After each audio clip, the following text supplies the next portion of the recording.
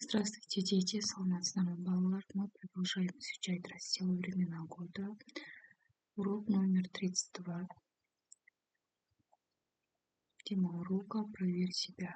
Өзіңді тексер сабағымыздың тақырыбы. Упражнение номер 1. Бірінші тапсырма. Прочитай, какое слово в каждой строке лишнее. Объясни, почему.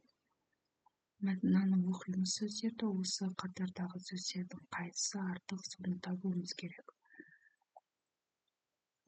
Бірінші қатардағы сөздер: сосулька, зима, снежинка, тает. Бұл жердегі артық сөз бізде тает. Зазеленеет, светит, приходит, солнце. Бұл жердегі біздегі артық сөз солнце.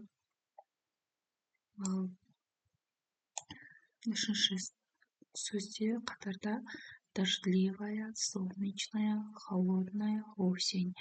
Бұл жерде артық сөз бізде осень. Упражнение номер 2. Екінші тапсырма. Прочитай предложение. Сөйлемді оқимыз. Составь к ним вопросы. Бұған сұрақтар қоюымыз керек. Дерево большое, трава зеленая, ветер холодный, листья желтые.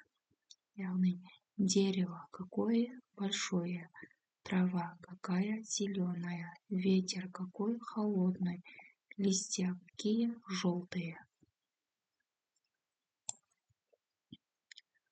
Упражнение номер 3. Үшінші тапсырма.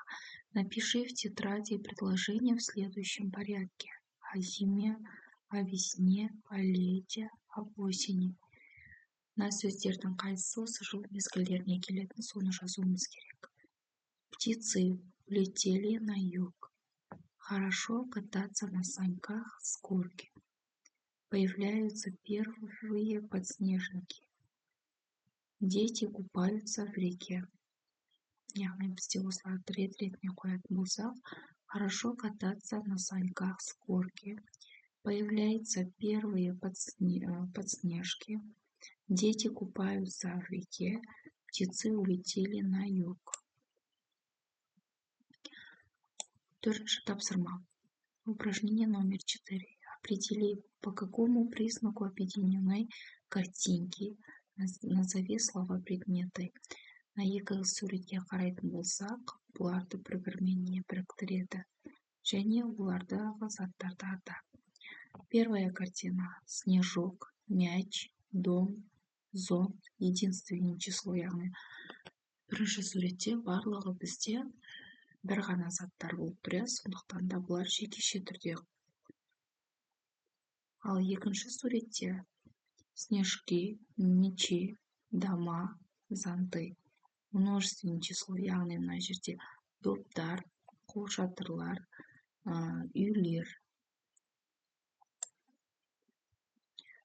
Упражнение номер 5. Бесінші тапсырма. Составь вопросы к предложениям. Яғни мына сөздерге біз сұрақ қоюымыз керек. Что делает? Не істеді? Что делают? Зимой солнце мало греет.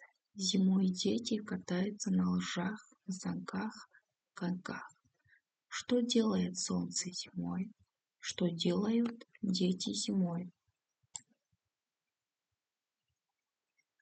Упражнение номер 6. Алтыншы тапсырма. Составь и напиши правильно предложение в тетради. Яғни мына жерде сөздерді біз дұрыс айтуымыз керек және оны дәптерге дұрыс жазуымыз керек. Девочка надела шапку, мама одела сына. Жетінші тапсырма. Составь из слов предложения. Яғни мына сөздерден біз сөйлем құрауымыз керек. Первое. Дети сделали в школе кормушку. В кормушку насыпали корм. Прилетели воробей и синицы. Сегізінші тапсырма. Упражнение номер 8. Расскажи по картинке о времени года, которое ты любишь. Яғни мына суретке қарап, жыл мезгілдерін айтуың керек және қайсысын сен жақсы көресің өзің жыл мезгілін. Зимой идет снег. Кса кажет. Зимой одеваем теплую куртку, шапку, сапоги и сапоги. Зимой катаемся на коньках. Весной тает снег. Весной одеваем плащ, ботинки, берем зонт. Весной копаем землю, сажаем деревья. Летом ярко светит солнце.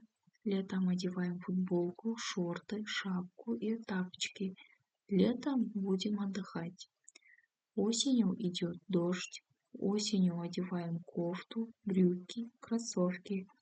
Осенью собираем урожай.